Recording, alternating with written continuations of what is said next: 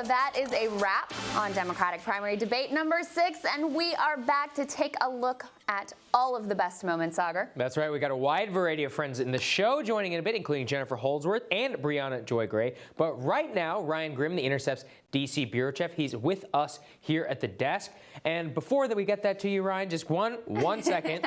We need to talk a little bit. Yeah. All right. So, Crystal, I mean, I think we both agreed we had two unambiguous big moments from the night. The first really was really was Bernie Sanders calling out Pete Buttigieg and Joe Biden on their billionaire donations. Let's take a listen to that. That was unequivocally the biggest moment. Yeah. My good friend Joe, and he is a good friend, he's received contributions from 44 billionaires.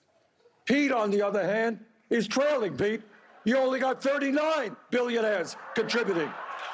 So, Pete, we look forward to you. I know you're an energetic guy and a competitive guy to see if you can take on Joe on that issue.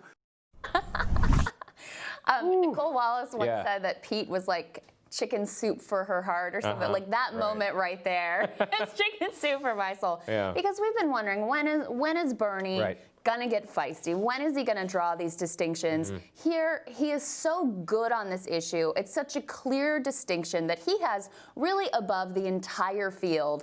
And he lands the blow, and he makes Pete look sort of like silly and childish as this young, overambitious achiever in the process. And the real reason it stuck out to me, it was the first offensive move that we've seen yet from Bernie against Joe Biden. That was, and actually, by my count, one of the only offensive moves made by any of the candidates against Joe Biden on the stage. That's why I called it out, and I think it is the most significant moment. But broadly, this is part of the issue. Yes, that was one of the only moments in which he called out Biden. He had another great moment, which we're going to play a little bit later, when they sparred significantly on health care, Medicare for all versus the public option. But in both cases, Biden really became unscathed here. I mean, he was, what, 4th or 5th in the amount of speaking time? We're going to have the producers check on that and tell me what that is. Yeah, it's a very good thing for him. The more he doesn't talk, the more the other candidates go at each other, particularly Pete Buttigieg. It was a great moment for him. So despite the fact there were some clear distinctions made by Bernie and by Joe Biden, I think Biden came away relatively unscathed here. I think there were a few big storylines of the night. I certainly think that is one of them, that Biden essentially comes out unscathed,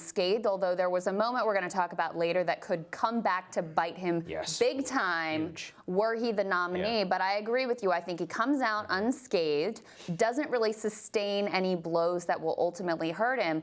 On the other hand, the other storyline, the other character in that little play we showed you, Pete Buttigieg, was under fire all night, and he really struggled to respond to some of the attacks. This is the first time we've really seen him take on water. On one of these debates, he and Elizabeth Warren sparred. I thought that was more or less a draw on Money in Politics, because she has her own sort of issues and isn't exactly completely pure there as well. Had that moment with Bernie Sanders, but also Amy Klobuchar got in on the action here. She did. She stepped up pretty effectively, going after him for his lack of experience. Let's take a look at that. Yes, longer coattails, that matters. Thank you, Senator. I got to respond to that. Senator, I know that if you just go by vote totals, maybe what goes on in my city seems small to you. If you want to talk about the capacity to win, try putting together a coalition to bring you back to office with 80% of the vote as a gay dude in Mike Pence's Indiana.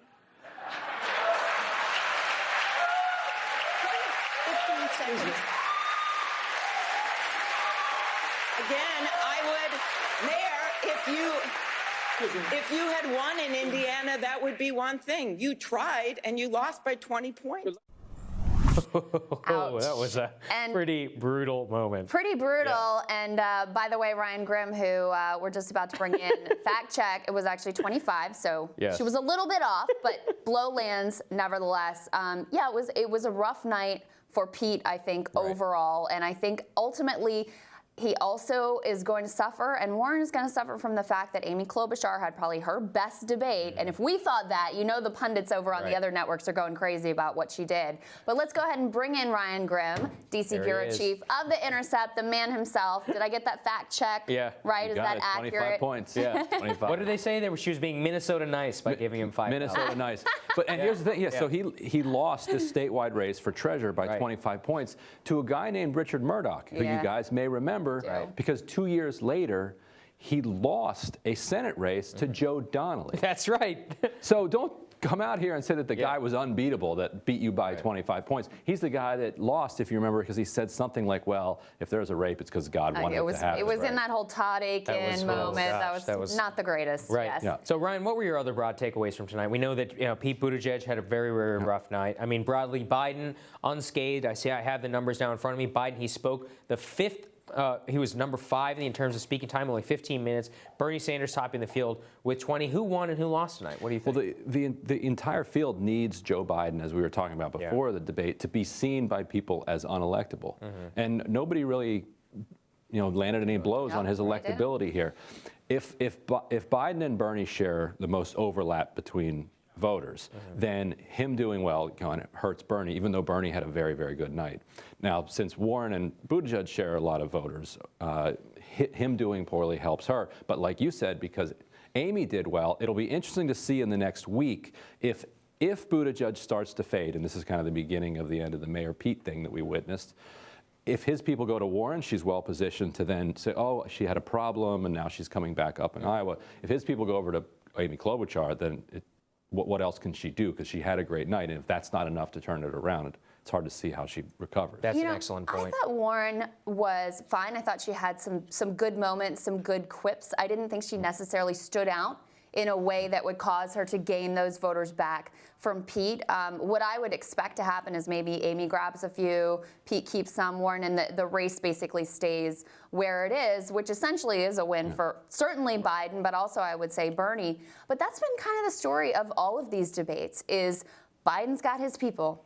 They're with him. They're not really going anywhere. Bernie's got his people. They're with him. They're not really going anywhere. And so all of the movement out of these debates has been among that sort of professional managerial class, white, affluent liberal who's still very unsettled. I mean, if you look at the numbers for Warren, it's only about 30% who say they're solidly with her of her supporters. Same for Pete, it's only about 30%. That's where all the shopping and shifting is going on among that demographic and with those candidates. And the handicap for Biden is the way that the primaries are structured.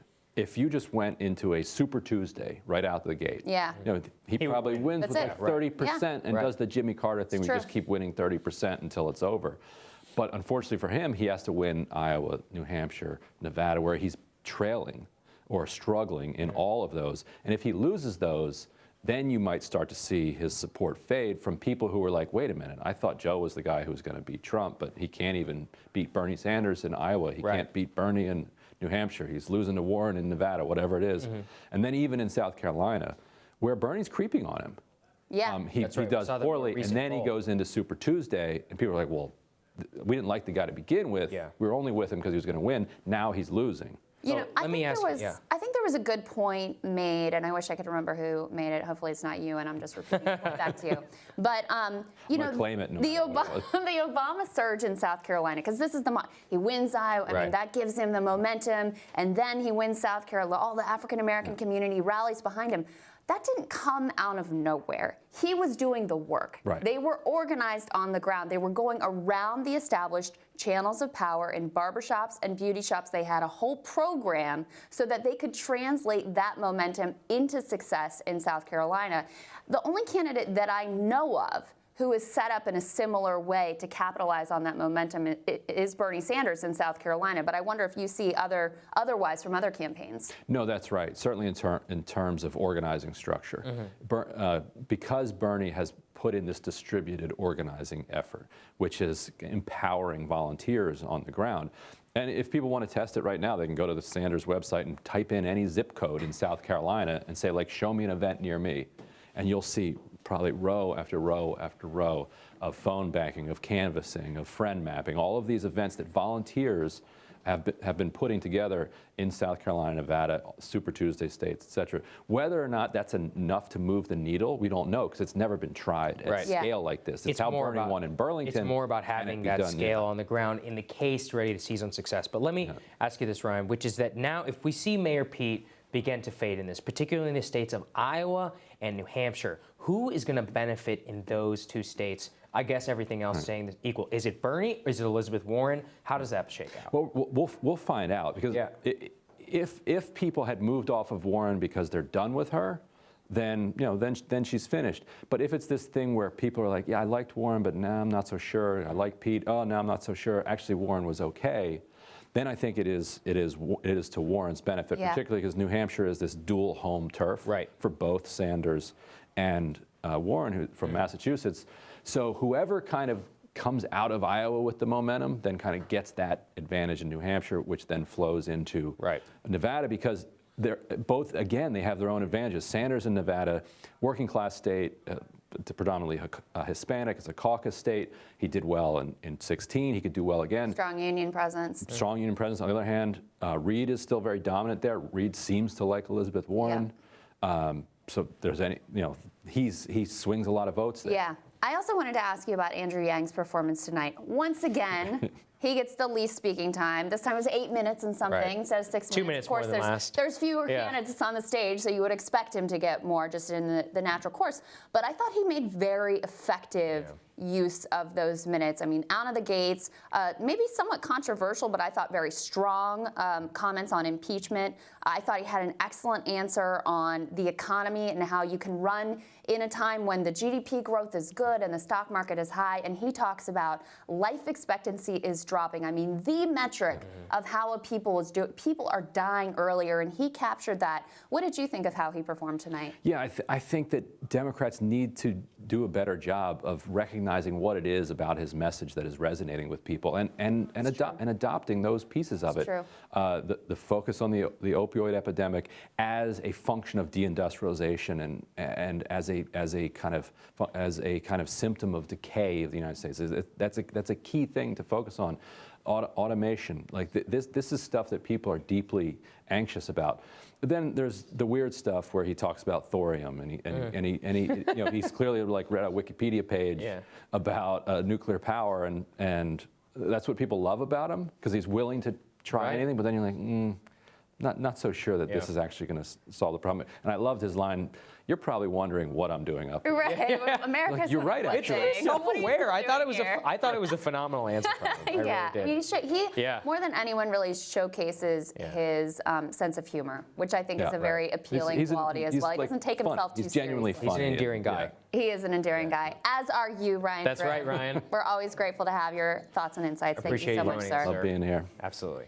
Next up, we're going to have Bernie Sanders' National Press Secretary, Brianna Joy Gray. We're going to have PCCC's Adam Green to talk about Elizabeth Warren. And we're also going to have Mayor Pete's surrogate, Jennifer Holdsworth. They're going to take their spots around the table and share their reactions to the politics discussed on the big stage. But first, we wanted to take a look back at that moment with Andrew Yang. Is that what we're talking about? No, we're going to do Bernie Sanders. I thought we were going to be talking about Bernie Sanders, but we'll also be talking about that. Sorry, it's been a long night already. But lots of energy still to go. So Bernie Sanders had an interesting exchange with the moderator. It ended up talking about the intersection of climate justice and racial justice. Let's take a look at that while we bring our surrogates in. That's right. In all due respect, your question misses the mark. It is not an issue of relocating people in towns. The issue now is whether we save the planet for our children and our grandchildren. The issue, as you should know, what the scientists are telling us is they have underestimated the threat and severity of climate change. You're talking about the Paris Agreement, that's fine. Ain't enough. We have got to, and I've introduced legislation to do this, declare a national emergency. The United States has got to lead the world. And maybe, just maybe, instead of spending $1.8 trillion a year globally on weapons of destruction, maybe an American president, i.e. Bernie Sanders, can lead the world. Instead of spending money to kill each other, maybe we pool our resources and fight our common enemy, which is climate change. Thank you, Senator Sanders. All right. Now we've Sanders, got, I do want to put the same question to you, Senator Sanders. What message do you think? I will answer that question, but I wanted to get back to the issue of climate change for a moment, because I do believe this is the existential issue. Senator, with all respect, this question is about race. Can you answer the question as it was asked? I certainly can. Because people of color, in fact, are going to be the people suffering most if we do not deal with climate change. You're right. Yes. All right, there is a very specific reason why we played that particular video, which is that we have Brianna Joy Gray, Bernie Sanders' National Press Secretary, here to respond. I saw your tweets while that was all unfolding. Just react to that moment. There was a question that had been asked of another candidate about race. Comes to Bernie Sanders, he says, can I talk about climate change? Well, why don't you answer the question? Yeah, I mean, there are a lot of people who have a lot of ink to spill about intersectionality, who seem not to really understand what the concept is all about. Bernie Sanders started his answer about climate change because climate change disproportionately affects Black and brown people. And for too long, we have divvied up all of these issues into their little buckets, and that's part of why we haven't been able to solve them comprehensively. So there were a lot of people who were quick to clap and thinking that that was a dunk moment, but what ended up happening was that Bernie Sanders ended up showing that they were more interested in a kind of a viral gotcha moment than substantively listening to how you need to deal with multiple issues at the same time, intersecting issues to really help the communities that they say they claim to care so much about. Yeah, I mean, I knew it was going to be immediately seized upon, and I saw it being discussed. Where do you think the impulse for that gotcha came from? What did you think? I mean, look, there is a critique of Bernie Sanders that says when you talk about economics so much, when you foregone economics, it must be necessarily at the expense of other issues, particularly issues that disproportionately affect Black and brown people that are often historically waylaid in the effort to appeal to kind of a larger mass. But what's so interesting about the Bernie Sanders campaign and this approach is to say when you actually are talking about class and when you're using class as one of the many intersections that should make up intersectionality, when you don't treat intersectionality as kind of like oppression Olympics, and you actually understand that what the Columbia River Collective women who actually invented the terms meant is that different, any one person is going to be affected in many different ways. So Black people are affected by environmental concerns. Obviously, there are Black women, Black men, Black trans people, and that runs the gamut. And so people need to be open to the idea of an economic message because when you are able to tie economics into these broader subsections, you're able to win and have a populist message without throwing those historically marginalized groups under the bus or making white people feel like they are in fact marginalized now. Well, and it's a bizarre thing to say your identity is over here and your life is over there. Right. Those things are obviously all mixed up together. Right. I want to ask you though, just overall, what did you think of the night? How did you, obviously, I'm sure you thought Senator Sanders performed well. He did. But what did you think were the standout moments there? So ironically, one of the things I really appreciated, even though I wished that Bernie Sanders got a bigger piece of it, was the exchange about campaign finance. Because now that we're in a world where we have fewer people on the stage, and there's a little bit more, that was one of the few moments of the night where they were allowed to have an exchange as opposed to delivering answers to the pundits and back and forth. You were able to parse out what's really at stake here. And you got some illuminating facts about other candidates and where they stand that haven't come out before because others have tried to kind of flatten the difference between especially Warren and Bernie and what their standards are for taking super PAC money. Bernie Sanders is right when he says he's the only candidate who's sworn off large donations point blank period, including during the general election. And that matters. All right, well, now's a good time to bring in, actually, we have two great people to bring in. Let's turn to Jennifer Holdsworth, who is a surrogate and advisor for Mayor Pete, who is part of several of those feisty exchanges on campaign finance. The wine cave came up a number of times. You're all invited to mine. Thank you. I will take you up on that. And the press better not be in there. Now, what did you make of the night? How did you think the mayor performed? What were the standout moments for you?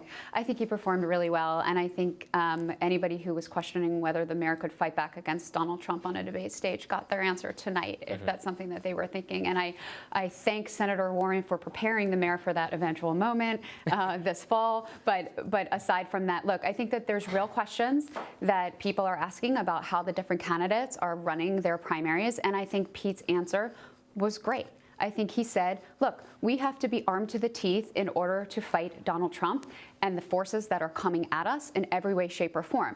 Now, while the format was better, it still doesn't allow for a complete extended answer. And what the mayor, I'm sure, really wanted to say is that the average donation to his campaign is $32, and that 98% of the donations are under 200 and that 85% of the donations are under 50. There's over 700,000 individual donors to Mayor Pete's campaign, and over $2 million of that came from those 700,000 donors. So I think that there's an extended conversation that should be had here. But as far as the exchange is concerned, I think that they're strengthening each other. But I've said this before, I think this conversation at this point is played out. I think that we know where everybody stands. Pete has opened every single one of his fundraisers to the press, including that famous wine cave one. The pictures came from a reporter. So I think that it's a conversation about who's supporting whom, but everybody on that stage has the same values, and everybody on that stage wants to use the money that they're raising to defeat Donald Trump, and that's the important point here. Jennifer, I wanted to get your reaction to that moment with Amy Klobuchar in particular, in which she talked about how Pete, is running on this electability issue, but how he did lose a statewide race in Trump country in the state of Indiana. What is the Buttigieg campaign response to that? Because what I saw is that what the women in the race, particularly Elizabeth Warren and Amy Klobuchar, were saying, we're like, look, you don't need to rely on any prescience of electability. We are United States senators. Whereas Mayor Pete is saying, we only won about 11,000 votes, and extrapolating that to being able to win the presidency is a bit of a jump. What's the response? The statewide race was more than a decade ago, and he didn't have the experience that he has now. He was building name recognition in the state, and it was still a deeply, deeply conservative area.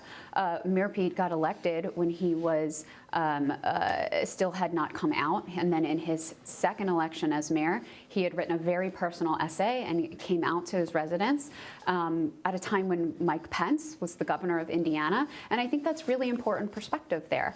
And for him to be able to do that and to be able to speak to voters across the country and resonate with them the way that he has, there's a reason for that, and it doesn't really have anything to do with electability. It has to do with meeting people where they are and talking about their lives. A lot of the candidates up on the stage were constantly saying I and me, and sometimes we, but the we is what's most important. And when Mayor Pete is in Iowa and he's in New Hampshire, and he just took a southern swing last week, so he's not only focused on the early states, he's talking to voters about the issues that are affecting them, and that's something that resonates in Indiana and beyond. Let me bring in Adam Green, who is co-founder of the Progressive Change Campaign Committee and also a surrogate and supporter of Elizabeth Warren. Let me first get your reaction to the conversation about money in politics, since your candidate also was involved in that conversation very directly. Sure. Well, I think that, just like Pete uses insurance industry talking points to bash Medicare for All, tonight he used establishment talking points to bash shilly progressives who don't want to win and are putting one hand behind their back. In fact, both Bernie and Warren have raised more money than Pete, as he does big money fundraisers in $900 rich people caves. So let's just get that on the table. I thought that overall, a lot of candidates had good ad hoc answers tonight. But in this impeachment moment, there was one candidate who consistently made the case that the best way to defeat a corrupt president is by addressing corruption directly. That included campaign finance, but it also drew connections to why don't parents have childcare? Why are students under the shackles of student debt? Because of corruption in our government. And I was so impressed by how remarkably consistent Warren was in her opening, throughout all of her answers, and in the end, at driving home an anti-corruption message. And one thing we've seen is that if anything unites Democratic, Republican, independent voters, it is not a left-right debate, it's an inside versus outside debate taking on corruption. So Adam, I do want to ask you this. Elizabeth Warren had a bit of a slide in the polls up to this point. Are we on the show, and I've seen a lot of other analysis to this point as well, which is that there needed to be a big moment. There didn't seem to be a big moment, or was there one in your view? And do you think it was enough to arrest that slide and really start to bring her back up in the early states and overall nationally? What do you think? Yeah, it's a good point. So as we talked about one debate ago, I attribute the temporary dip in the polls to just the controversy around, getting attacked, mostly by Pete with his insurance industry talking points. Sorry. Or just pointing out policy. I promise no fighting here to all of you. This is a friendly discussion. By the way, these are all great friends. These are great friends. We respect. Go ahead, Adam. Trying to model Warren's hallmark for consistency by and I am following the rules of the road. That's right. The reality is, though, this is the kind of attack that we're going to get from Donald Trump. We saw in 2016 that he managed to get to the left of Elizabeth Warren on certain kinds of talking points. Because it doesn't. Sorry, on Hillary. I'm so sorry. on having uncertain talking points. And the problem is this: it doesn't matter what Trump himself has done. The hypocrisy angle is dead, and we need to learn that lesson sooner rather than later. At the end of the day, Trump isn't claiming to be independent, somewhat because of his wealth, but not independent from Wall Street. He's not claiming to have kind of what some centrists call purity test. So he can make these kinds of attacks, the same kinds of attacks that were thrown around on the stage last night at candidates like Elizabeth Warren, at candidates like Pete Buttigieg. And at the end of the day, integrity is what's going to beat Trump. Because you'll notice none of that fire came Bernie's way. Because the reality is that, what you said is right. Elizabeth Warren and Bernie Sanders have shown that the old rules of fundraising are no longer true, that you can do things differently. But that also holds true for earning money, raising money during a general election.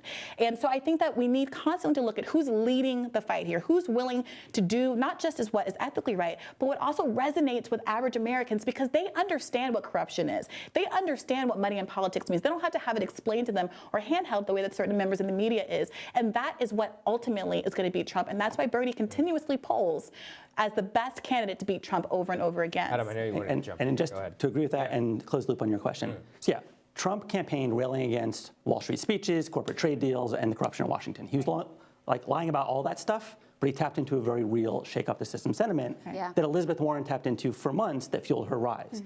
So last debate represented a return to stability. She wasn't under attack, and a lot of people were like, okay, she's weathered that storm. Tonight, I think people saw what they love about Elizabeth Warren, which is her relentless focus on taking on systemic corruption, taking on corporate actors, and fighting for everyday people. Well, let me ask you guys all this, which is maybe a little unfair since no Biden surrogate was willing to join us tonight. For the record, however, they were invited. They were definitely invited.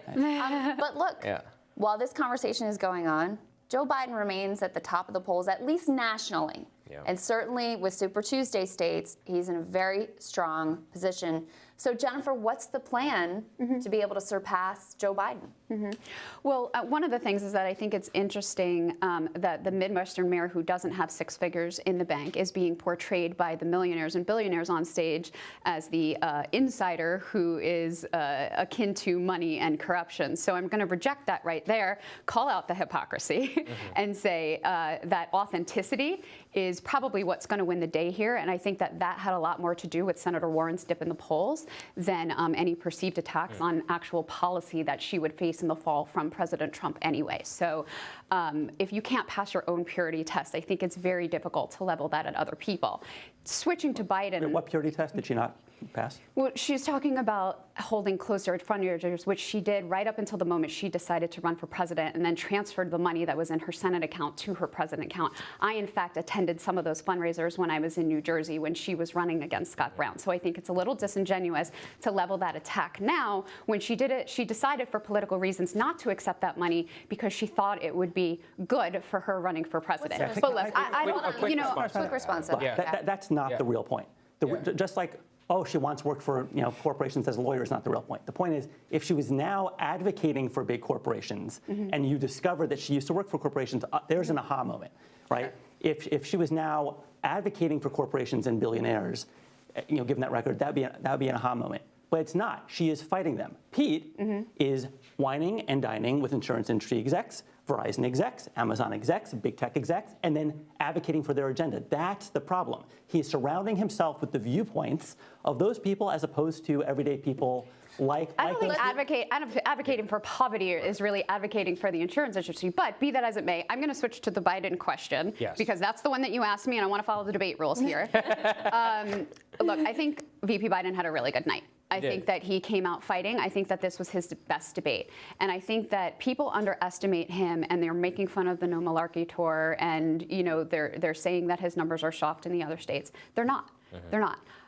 I tend to think that Pete is the front runner in this race. That's why I'm here as his surrogate. I think that people are responding to him and why he's constantly shown as leading in the early state polls and rising in states outside of that. But Joe Biden is a force to be reckoned with. And I think that people forget that it's not just the people of color away from Joe Biden, because that's the core question. That's the question for Mayor Pete and for I think a lot of the other candidates. And that is, the more people get to know Mayor Pete, the more that they understand his agenda, the more that they resonate with him, and the more that he's able to sell his message to them, and they come around to it. You'll see in the media markets where Pete has has appeared more, like in Illinois, his numbers with voters of color are much, much higher than they are in sections of the country that have never been exposed to Mayor Pete's message. So I think as long as he goes and he meets where voters are, they'll start to come to his side. Breanna, I want to be able to give you a response to that money in politics point first, and then to the Biden question that Crystal asked. Sure. Well, just to this last point, you know, Bernie Sanders is #1 with voters of color in this country.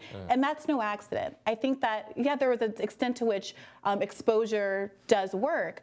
But really, it's also the work that we've been doing with the Latino community. We're doing the first ever Spanish language debate over the weekend, hosted by AOC. It's being able to attract all of these surrogates, the most diverse and kind of notable surrogates, Congress people in Congress, because of policies that are farther reaching than anybody else's.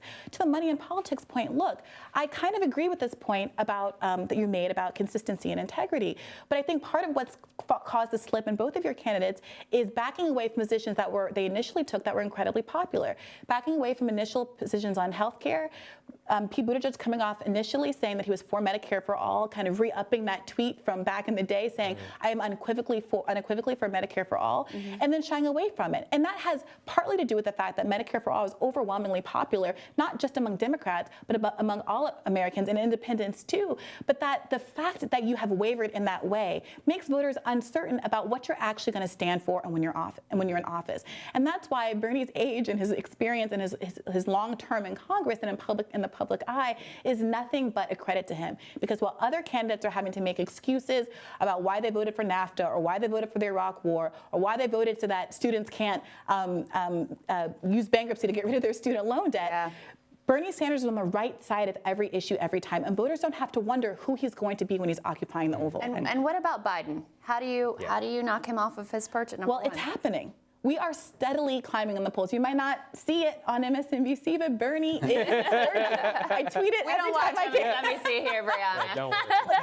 worry. We no are love gaining, lost on this network. I mean, look, we are gaining faster Shameless than playing for the crowd right now.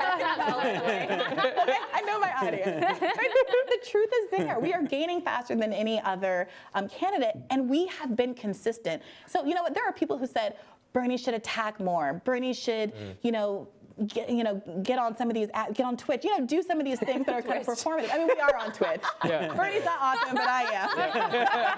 But at the end of the day, slow and steady seems to be winning the race because people really, after all of the upheaval that we've seen over the last 3 years, they want someone they can trust. Yeah. Adam, Adam, let's give you the last word. You got to have the response. Respond on the healthcare thing, but I also want to hear about Biden and how you think he performed The Biden tonight. question is key. Sure. Well, no one's given any ground on Medicare for all. I mean, Elizabeth Warren took incoming fire because she was out there defending Medicare for all, and she's put forth a different theory of the case on passing it.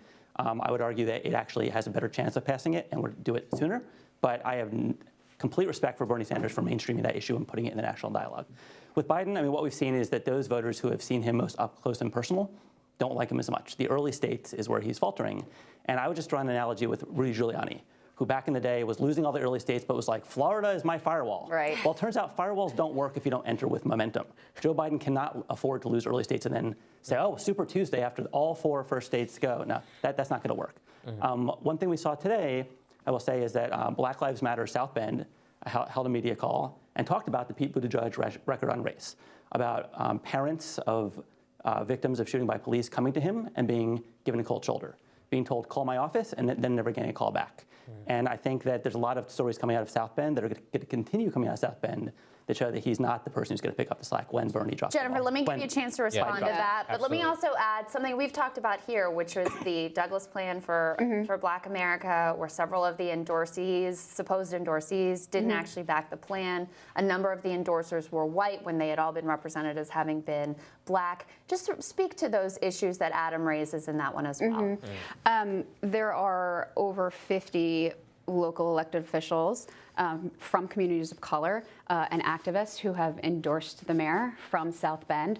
And there is a small vocal minority in the town who are unhappy with some of the mayor's leadership initiatives.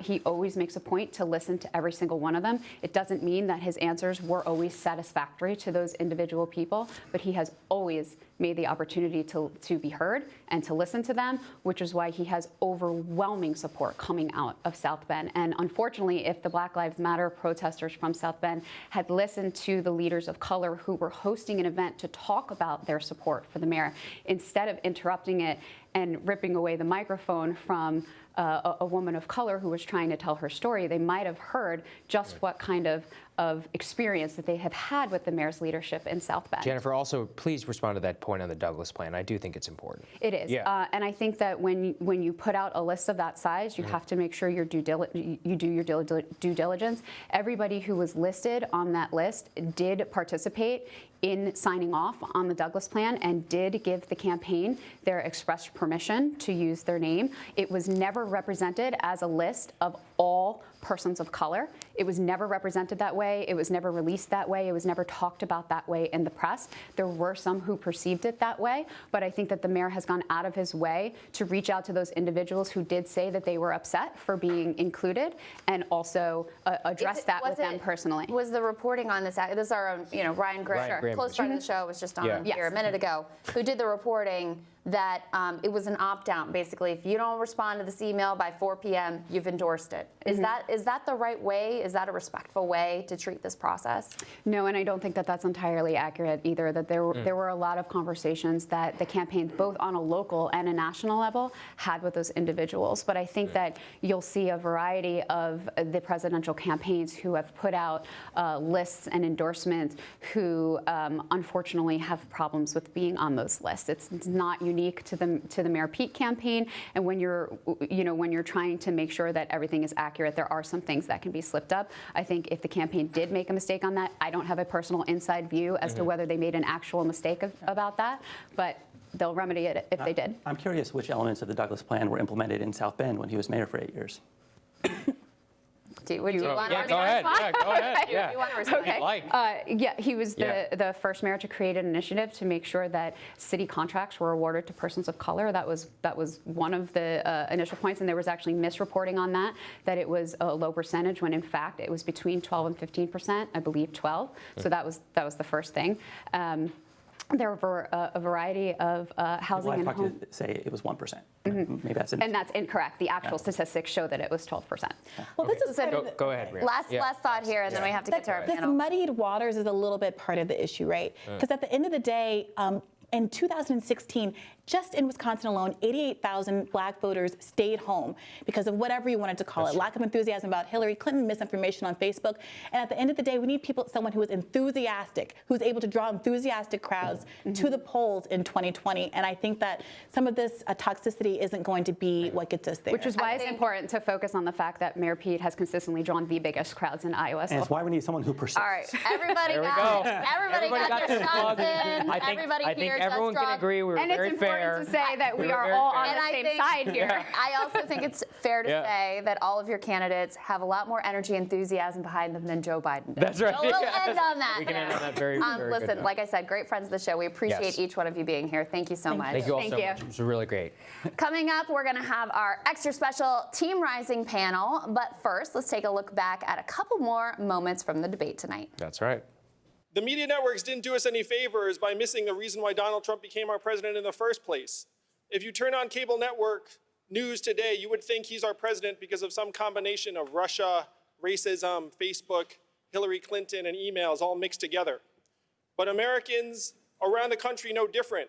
We blasted away 4 million manufacturing jobs that were primarily based in Ohio, Michigan, Pennsylvania, Wisconsin, Missouri. I just left Iowa. We blasted 40,000 manufacturing jobs there. The more we act like Donald Trump is the cause of all of our problems, the more Americans lose trust that we can actually see what's going on in our communities and solve those problems. What we have to do is we have to stop being obsessed over impeachment, which unfortunately strikes many Americans like a ball game where you know what the score is going to be, and start actually digging in and solving the problems that got Donald Trump elected in the first place. We have to take every opportunity to present a new positive vision for the country, a new way forward to help beat him in 2020, because make no mistake, he'll be there at the ballot box for us to defeat. President, what did you know? Afghanistan, you said? Yes, sir, Afghanistan. That's it. As vice president, What did you know about the state of the war, and do you believe that you were honest with the American people about it? The reason I can speak to this, it's well known, if any of you followed it, my view on Afghanistan. I was sent by the president before we got sworn in to Afghanistan to come back with a report. I said there was no comprehensive policy available, and then I got in a big fight for a long time with the Pentagon because I strongly opposed the nation-building notion we set about. Rebuilding that country as a whole nation is beyond our capacity. I argued from the very beginning that we should have a policy that was based on an anti-terrorism policy with a very small footprint that, in fact, only had special forces to deal with potential threats from that territory to the United States of America. The first thing I would do as President of the United States of America is to make sure that we brought all combat troops home, entered into a negotiation with the Taliban, but I would leave behind special forces in small numbers to be able to deal with the potential threat unless we got a real good negotiation accomplished to deal with terrorism. That's been my position from the beginning. That's why I think Secretary Gates and some members of the Pentagon weren't happy with me. Mr. Biden, the question was about your time in the White House, though. And I'm talking about the White House. In that Washington Post report, there's a senior national security official who said that there was constant pressure from the Obama White House to produce figures showing the troop surge was working, and I'm quoting from the report here, despite hard evidence to the contrary. What do you say to that? Since 2009, go back and look. I was on the opposite side of that with the Pentagon. The only reason I can speak to it now is because it's been published. It's been published thoroughly. I'm the guy from the beginning who argued that it was a big, big mistake to surge forces to Afghanistan, period. We should not have done it. And I argued against it constantly. All right, it is time to bring in the panel with all the best insights in town. Team Rising and tonight's special debate edition includes Senior Director of Policy for the Conservative Partnership Institute, Rachel Bovard. Also journalist and great friend of the show, Zed Jelani. Maximilian Alvarez is a writer and host of the Working People podcast, and Democratic strategist Andrew Feldman. Welcome, guys. All-star Always panel. Appreciate you guys coming in. I want to start, Zed, with you on that moment we just played, Biden on Afghanistan. So this was a blockbuster report that the Washington Post had that did not get nearly the attention that it deserved. So I was very glad that the moderators brought it up here. Basically, it said that over multiple administrations, the American people have been lied to about the progress in Afghanistan. She tried to press him to get him to respond to what he knew and when, and he managed to slide out of that without ever really responding to the question. What did you make of that moment, though? Look, I do think Joe Biden, when he was vice president, it was known in D.C. that he was critical of the troop surge that Obama went ahead with. Yeah. I think he's right about that. But the question is, Obama and Biden, you know, Biden acts like Obama and him are best friends all the time, so he doesn't want to criticize him. But the reality is that Obama intentionally misled the people about the Afghanistan war. I know this because I worked at a think tank in D.C. where top officials like Dennis McDonough and Ben Rhodes were going after me and trying to silence me because we were critical of their stance on the Afghanistan war. So I know that Obama was an enforcer on this. I know that he kept the war going. It's kind of an open secret. But unfortunately, I don't think Biden feels like he can owe up to that fact because he wants to win over all these voters by saying he's the best friends. He was the vice president. Look at my selfies with Obama. So that was the exact takeaway I had, Zed, which was I was like, you know what? I also read a lot about the Afghan war at the time. I know Biden was against a lot of these decisions, but he was like, well, the Pentagon was against me. Bob Gates was against me. Yeah, and you're basically throwing, Rachel, he basically threw President Obama under the bus without actually trying to say, I completely disagreed with President Obama. It really just pokes a hole in the balloon, really, of this whole, like, Obama love that he's tried to wrap himself in. Yeah, and I think it could have been a very big moment for him to distinguish himself, especially after all of this reporting, especially the new polling showing how many people are against these wars. But I really am glad it came up because we just saw Republicans and Democrats in Congress pass a $1.4 trillion spending bill that fully funds this war. That's right. Not even talking about the reporting from the Washington Post. At one time, this would have conjured breathless hearings, some accountability, but I'm glad it came up tonight. That's a really good point. Indeed. Well, speaking of Joe Biden, we also had, this was a pretty explosive moment. Both Crystal and I, it caught our eyes. When Joe Biden was specifically asked by moderator Tim Alberta, he was asked, will you sacrifice blue-collar jobs in favor of green regulation? He had a stunning answer. Let's take a listen, and we're going to get the whole panel's response. Lately, Vice President Biden, I'd like to ask you, 3 consecutive American presidents have enjoyed stints of explosive economic growth due to a boom in oil and natural gas production. As president, would you be willing to sacrifice some of that growth, even knowing potentially that it could displace thousands, maybe hundreds of thousands of blue-collar workers in the interest of transitioning to that greener economy? The answer is yes. Oh, pretty devastating answer there, I think, Max, from Joe Biden. I think that was on the par with Hillary Clinton saying that she wanted to, she wanted to have coal miners out of work. I mean, that is something you heard over and over again on the campaign trail. What did you make of that response? And I think I would like you to also bring up how Bernie Sanders answered that question in a totally different manner.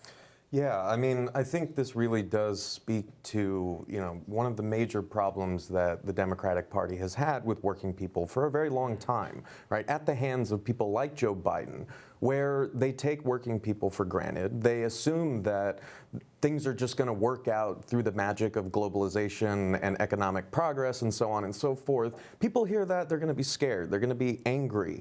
And obviously, we're going to have to substantively transition, like our economy into something that is less like planet killing and horrifying than it is right now.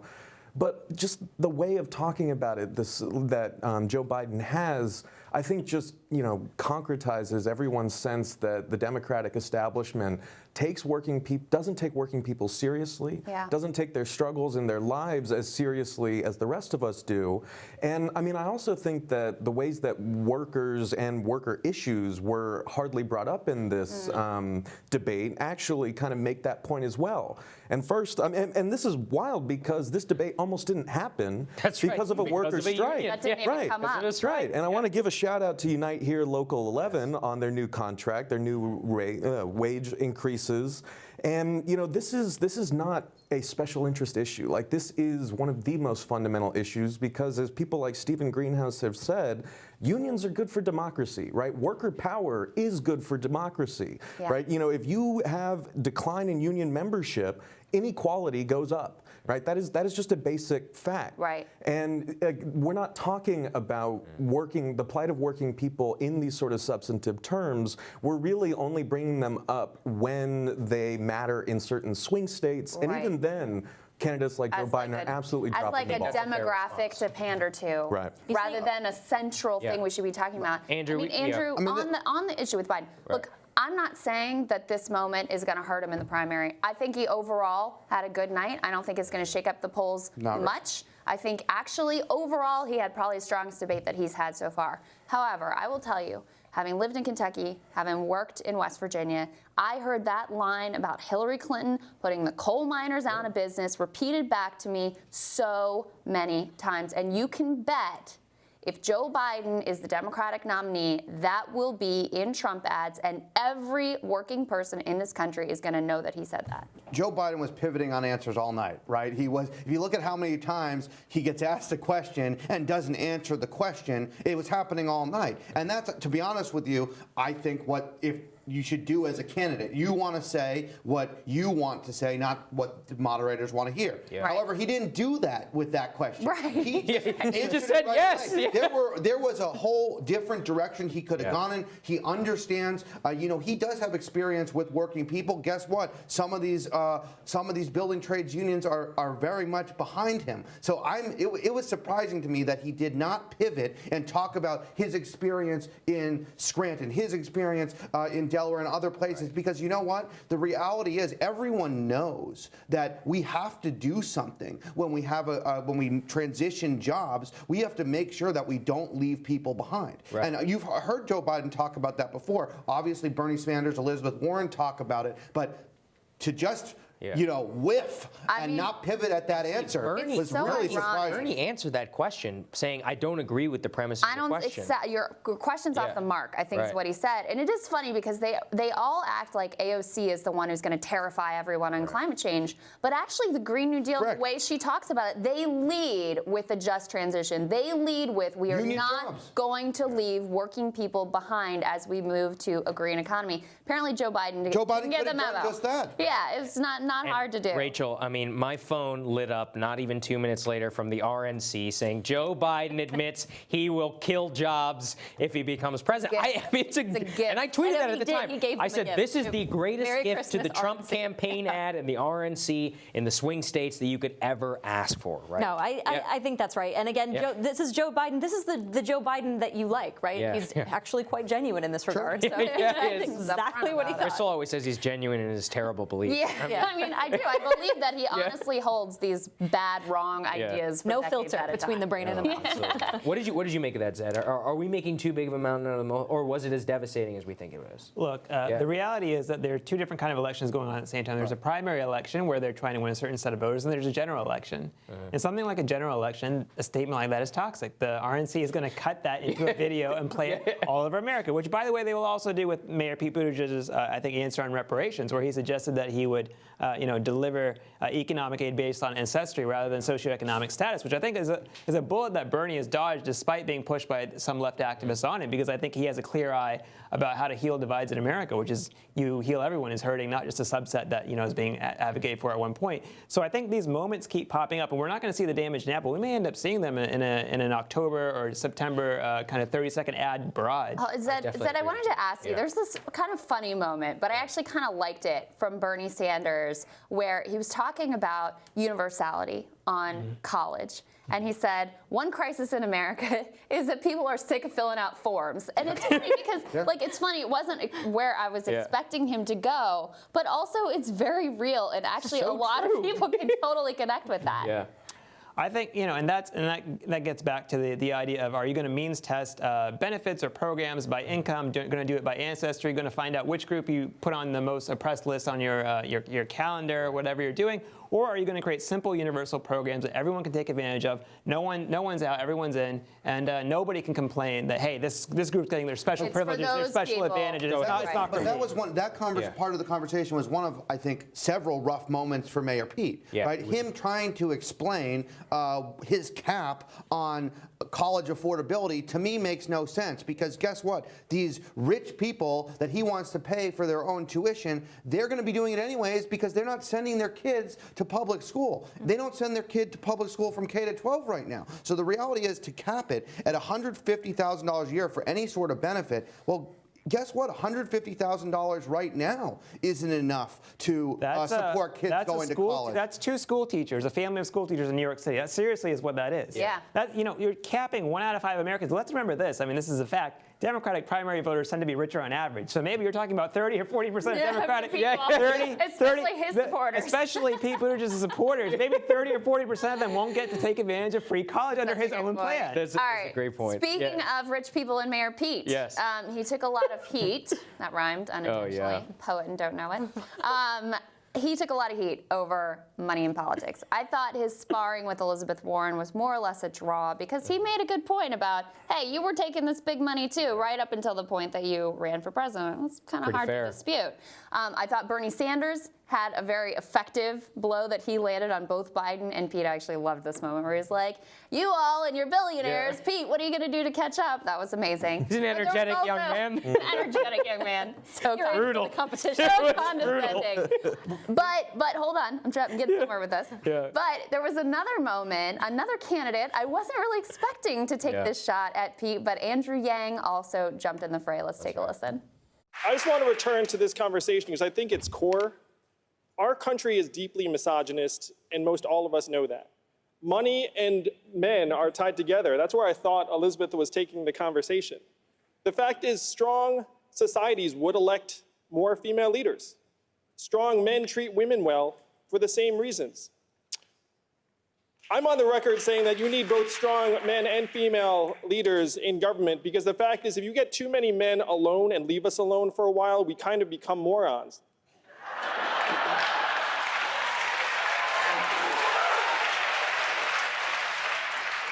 So it's related to our campaign finance rules, because right now the fact is we operate in a fundamentally anti-woman marketplace, and that includes the marketplace for politicians.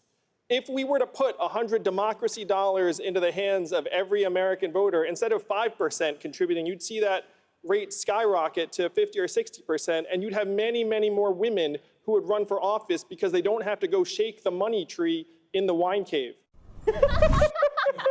Great Sounds so subversive. moment. Yeah, well, Max, there's something so visceral about the wine cave that really captures your mind. And the way it was described with the crystals and the chandeliers and all of that, it's really captured the nation's imagination. It has, and I think for good reason. Yeah, I mean, like, I have not been in such a wine cave, but I hear it's nice. I didn't even know it exists. Right. And, you know, I think that, yeah, the sparring between Warren and Buttigieg was very interesting. It was probably the most compelling part of this entire debate for me. And I think I want to really drive home the point that Buttigieg is incredibly well practiced at parrying these sorts of challenges, but if you listen carefully, he does not respond at all to the central challenge that Elizabeth Warren offered, which is that if you are on the high end of the donor class, your material and political interests are fundamentally different from the person who is working two low-wage jobs, right? And Buttigieg says, I don't want to discount anyone from getting involved in my campaign. That sounds nice. It is very good and well practiced. It is a right-wing talking point. This is exactly the same thing when, I grew up listening to Bill O'Reilly tell me that, just wealthy people were just expressing their free speech by donating a whole lot of money to these campaigns.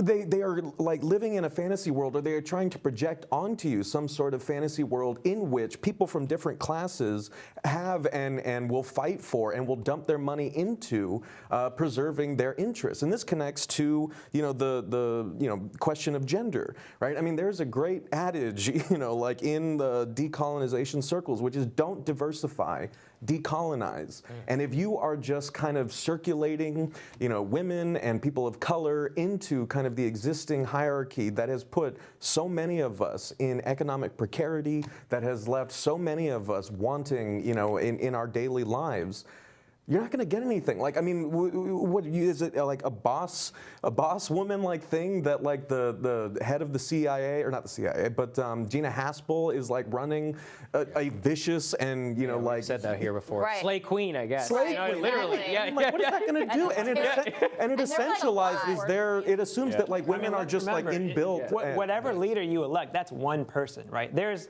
150 million women in this country. What is the reality for those 150 million women going to be under these different candidates, right? If a President Amy Klobuchar is there and she doesn't support, for instance, free college, she doesn't support universal free health care for people, what is the status of those 150 million women going to be just because one woman happens to have subsidized health care sitting in the White House? Hold on, I do want to, because I just realized we didn't talk about Amy Klobuchar very much. And I do think she had a good moment we talked about earlier with Pete, where she really challenged him on his experience. He had one of those cute comebacks of, well, I got elected in Indiana's, Mike Pence's Indiana, and she smacked him with, you also lost by 20 points when you were running statewide. 25 points, actually. Get him, Amy. Oh, we have that. So let's actually play a little bit of that. Yes, longer coattails, that matters. Thank you, Senator. I got to respond to that.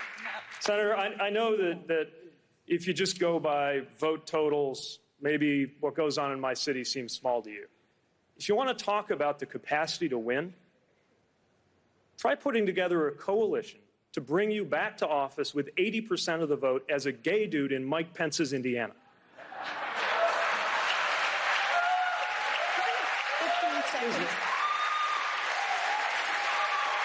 Again, I would, Mayor, if you had won in Indiana, that would be one thing. You tried and you lost by 20 points. And the amazing thing was watching his face.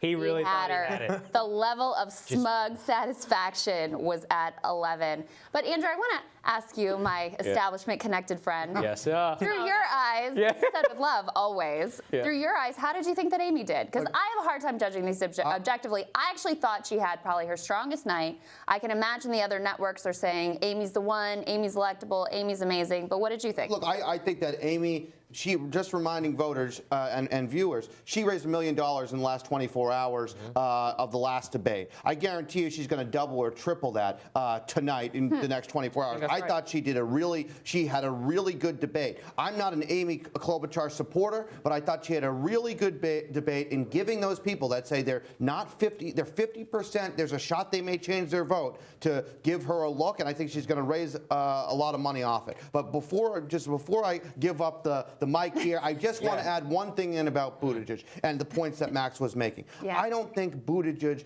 got the point of that conversation with Elizabeth Warren. To me, the point is about access. Because guess what? Elizabeth Warren has donors who are Republicans and independents, and so does Bernie Sanders, as well as Democrats, vast coalitions. But they're not buying access to these politicians. They're getting selfies for free. And I think Buttigieg is missing that point. Well, he's deliberately missing that point. It's not that he's not smart enough to understand it. He just doesn't want to address it. Exactly. better. All right, so right before we go, I want to get quick winners, losers, and predictions, so everybody have them ready. Max, what did you think? Your biggest winner from tonight, biggest loser, and a macro prediction for the state of the race. Does it change? Yeah. Does it change anything? I mean, I sadly think that Biden did quite well.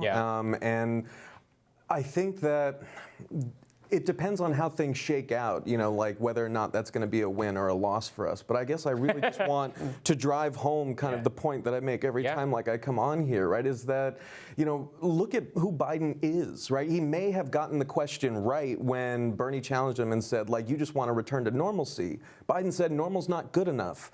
But what else is he promising, right? We have him on tape telling Wall Street that everything's going to be fine, nothing's going to fundamentally change. We have Buttigieg saying that I'm going to bring people together when he has 3 black people and one Latino who actually support him. Right? And so I guess I think the losers would be us if we just take these sorts of evergreen comments. Right, right. Working people are losing. We are losing if we take these sorts of singular performances as the totality of candidates who in our hearts we know who they are. So true. We have seen who they are. So true. And I think that for people to really kind of make this election what it needs to be, they need to recognize that. They need to know what's in their hearts, and they need to band together and not put all their faith on one party establishment candidate. And the only person who's really telling people that he's going to need all of us to really put pressure on this system is Bernie Sanders, and I think that he still holds strong there. Well, so what do you think, Rachel? What do you think? So 2 things that struck me. I do think Amy Klobuchar had a breakout night. And I also think Pete Buttigieg just comes across as so angry. Yeah, he's like home right now, seething in his wine cave. Yeah. But 2 things that really struck me, speaking of sort of the working class issue, 2 things Andrew Yang said that I really think brought it home. And the first was his response to impeachment, right? It was okay, so let's stop obsessing and realize why Trump won is because Democrats lost the working class. So I thought that was really prescient. It was excellent. But the second thing he said that I'm not sure anyone caught, really didn't get much attention, was he said we need to stop equating economic value with human value. And I think that really crystallizes, the tension that's going on right now on the right and the left about how we move forward, with our sort of economic policies. And so I was kind of hoping that would get a little bit more attention because I really think that's the crux of the issue for a lot of people. Excellently he did such a good job on that, and it's so funny. I mean, consistently the only guy he talks about life expectancy, about economic value, human value, and addiction. I mean the addiction, just the way that he's able to put that all together is really just phenomenal. And you're right, it deserves a real call out here. Well, Go ahead. I just want to make one point on that, right? Is that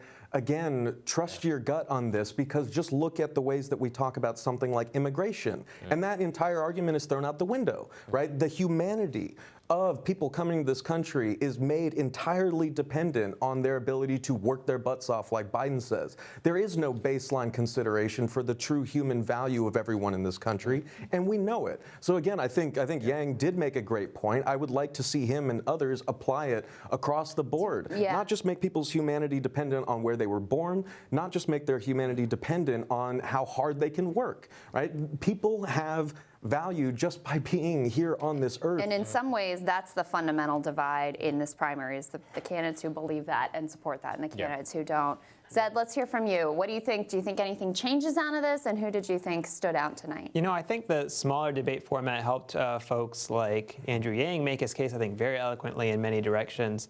To me, the standout moment of the debate was actually between Amy Klobuchar and Pete Buttigieg, because I think she's the only person sitting on that stage who exposed his actual Achilles heel and his actual weakness. I don't think he has too many ideological weaknesses because his base in Iowa tends to be more conservative, tends to be a little bit more of the older wing of the Democratic Party. But I think she raised a really good point, which is questioning his electability. Yes. We don't know that a mayor who's only been elected in a hegemonic Democratic small city in Indiana That was Mike Pence's Indiana. Mike Pence's Indiana.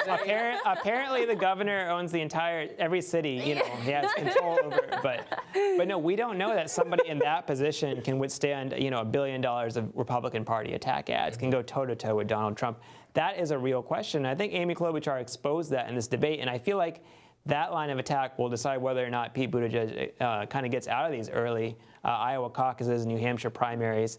And I think she also stressed experience in a way that somebody like Bernie Sanders could be doing, given the fact that he has actually passed quite a few things. It's kind of funny to me that Amy Klobuchar raised the fact that Bernie Sanders is responsible for reforming the VA system, but he doesn't bring that up in his debates. Yeah, and prescription drug prices. She talked about working with him on that too. Exactly. So I think that the kind of arguments that she brought up, if they were weaponized by someone like a Bernie Sanders, I think Bernie Sanders would win the race, because I think that's his big weakness right now. Is there's still a group of people out there who say, can a socialist really win the presidency of the United States of America? Is he just way far out there? I really like what he says. He has the highest favorability of any Democratic candidate in the most recent national polls, but can he really win? And I think once he stresses that and gets through that hurdle that Amy Klobuchar threw out for Buttigieg, I think he has a pretty good shot at winning this thing. And it's not just, and these two things are connected, not just can you win, but can you govern? Right. And that's a question I hear a lot about him, and I think he could speak to his time as mayor, when he actually, he was mayor too, and he governed very effectively. Another and the very good standout moment is, I don't know who Obama was talking to, probably a bunch of rich women or something, when he said, yes. we need more women in charge of the world. By the way, studies have shown that queens were more militaristic than kings were. So women, I don't know if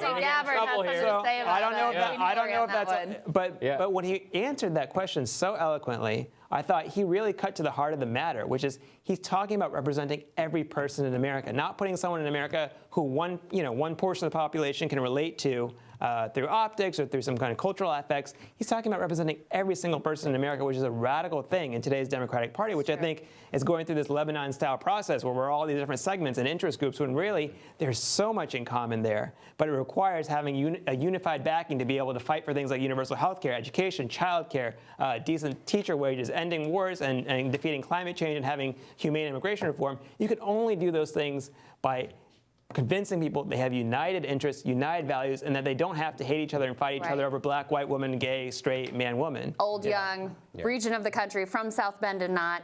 I mean, and there was a lot of an attempt to focus from these moderators on identity, and so it stood out that he was able to make that case in the face of that. Andrew, what about you? Who stood out, and does anything change? I'm not sure too much changes, because the reality is I'm not sure how many people, other than us people who love it, live and breathe politics, watch this debate, right? We're a few days before Christmas. I literally got several phone calls, and I said, why are you calling me? I'm watching the debate. People said to me who know that I love politics, what debate? I mean, so honestly, I'm concerned about how many people actually saw this. I'm glad. And I'm also glad that I thought there were some tough questions from the moderators, which we haven't seen. But I think Amy Klobuchar is going to see a fundraising bump. I think that she's going to get media love too. Look, the CNN panel right now is so happy. Absolutely, she's going to have media bump, and she's going to put that press release out maybe before the morning about the $1 million. That's right. But also, I think that Bernie Sanders, I just have to say, and Crystal doesn't think I give Bernie enough love on this show, but I do. I think you're fair. I do think, but I do think that since Bernie Sanders had a real life event, a life scare of that heart attack, there has been a different person out there, someone who's much more connectable with real people, someone who's cracking jokes, who's kind of funny, someone who actually, I'm starting to say, well, maybe I want to hang out with this guy. Before that, for years, I thought he was an angry old man, and now he's someone different that I think voters may be looking at twice. Yeah. Well, I'm going to say winner and loser. I do have to say Biden and Bernie, I'm going to say, are probably the winners, because I think the race further from here separates into a two-person race with those two guys at the top. And the reason I say that is because I think the biggest loser of the night was Pete, not only because he was exposed by Amy, he was exposed by Bernie, he was mocked by Andrew Yang also,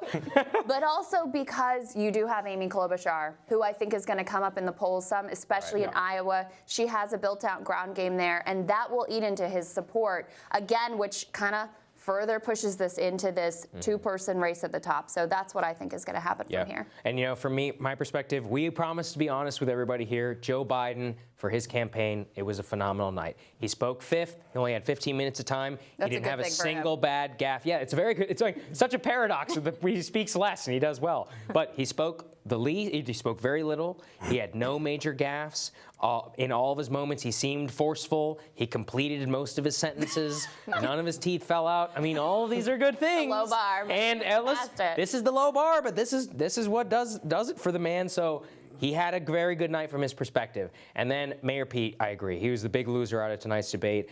I think we're going to see not necessarily dips in finance and in polling immediately, but the media onslaught which created him is really going to come down to bear. And I said this during the debate, but Mayor Pete asked that we all take him seriously, and we started to. And I think that was the biggest problem that he had. That's the problem. Yeah, there we go. Panel, we love you guys. We're so grateful for you. You guys Thank you all for being here. Thank you. Truly appreciate all that you've done with Rising this year, by the way.